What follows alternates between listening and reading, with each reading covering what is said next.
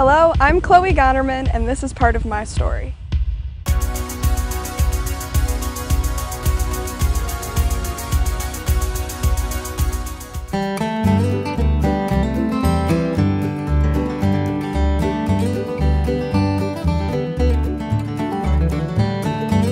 For the past 6 years, I've been blessed with the opportunities to go down to Kentucky each summer and serve some of the families and communities down there. My first few trips going down, I thought I was just going down to some random county in Kentucky to help the other families, but as time has gone on, I've realized it's meant a lot more to me than just that. Today in Jason's sermon, he preached on Romans 12 verses 1 through 2. When I read those verses, I was trying to think about aspects in my life where I have let God take over, so do work in me so I can do His will in return. And the first thing that came into my head were my experiences in Kentucky.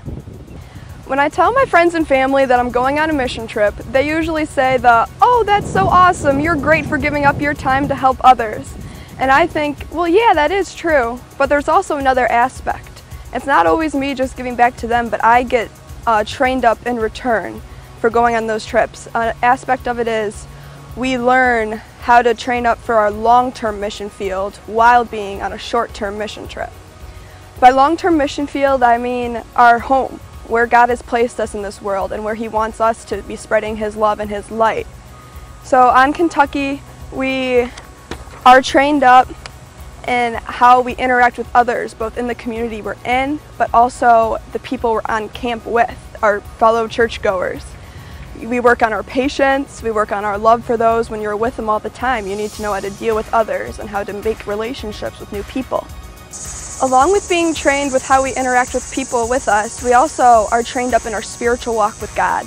We have time each day to work on our journals, and then we have session with Jason and the worship crew to really focus and get our hearts and minds set on why we are down there and what we are called to do. And I think that time is really important, because if you are not in walk with God and what He wants you to do, then there's no way you're going to be able to do what He's called you to do. So you need to really channel that time with Him and become closer with Him, which is what we get time to do when we're on the trip, both while we're working on everyone's homes, but we also have that alone time with God. My relationship with God on the trip this year in specific had a bit of an awakening almost. We focused a lot on having faith in God and peace with His plan for you and wanting to go out and do what God has called you to do. And I've been recently freaked out about going off to Butler for school this fall, and the trip, the whole sessions that we had on having faith, it calmed me, it gave me peace that God has His plan and that I am called to do it, and He's going to take me there, He's going to protect me, He's going to guide me. But in order to have that peace, you have to have that strong relationship with Him too. So that's encouraged me to stay in my Bible, to keep going to church, to find a church family down in Indianapolis, and to make sure I keep that relationship strong with Christ. Along with being trained up in our interpersonal relationships and relationships with people down there, and with your relationship with Christ and God, we also get the idea pounded into our heads that it's not what can be done for you, but what you can do for others. The infamous quote of "it's not about you" comes out a lot on the trip, because the working conditions are hard, you're sweating, you feel gross, and we get crabby. But that also takes into play on it's not about you and who you're hanging out with, who you get to spend time with. It's all set up and you don't have much control, but you learn to deal with it. I personally this year lost a lot of my closer friends from the youth group because they graduated last year and went off to college. So I had to bring in a new group of friends to hang out with, and they were all quite a bit younger than me. And at first I wasn't too fond of the idea, like, oh, I'm the oldest, okay. But midway through the week, I was really struggling and just really depressed about it and missing my friends. So I sat down and I'm like, okay, this is not from God. I need to set this straight. We still have half a week here. I need to get it together. So through some prayer and meditation and reading, I came to realize that this trip, my last trip, is different than all the rest of them. This trip I had more of the role of a leader and as a role model for the younger kids on the trip.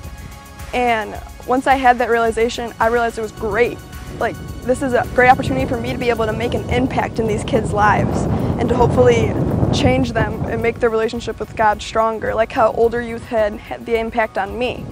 So once I was able to realize that, I was so glad and so pumped, like a new awakening for the whole trip. I was ready to go out and create the relationships with the middle school girls and even the younger high school girls, who I never thought I'd be able to get that close to because I was leaving, but I had the opportunity to really get to know them, get to know what I can pray for them about. And it's made me kind of sad about leaving for school again because I've created these relationships and I'm leaving them.